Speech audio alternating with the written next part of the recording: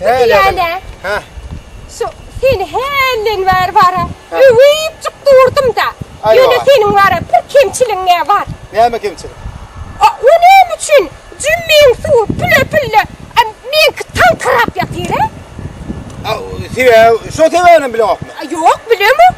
Teveyi öyle mi? Oğlum giyin sen kodu daracık da o.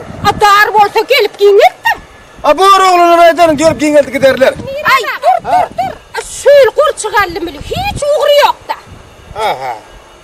Atıyordun, hatsın veriyorsun. Ne meni? Yaprağı. Vah.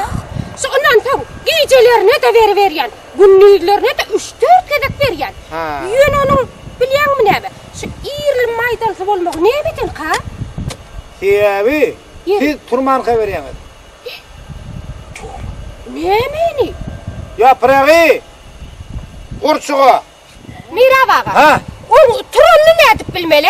Hemen. Kurçuğun? Ha. O kurçuğun yatandan kı. He. Şu eğer olup bari tatparda sak olur durur şeydim. Ha. Turanın kodu dimdik olur durur şey derdi. On sonra mu zaman gelin. Caylarına bir kebap yel zirettiğiniz bolmuyor mu? Bari yok Mira bağa. İki deşigimiz var. Ha. İkisini açık koyarsa.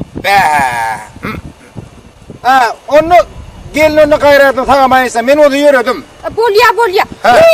Mira bağa. Ha. Tokurtkanı birden yatından çıkarayım öyle. Ha bor her onun 10 gün düğüne ketsen ka koy varar. Bolya.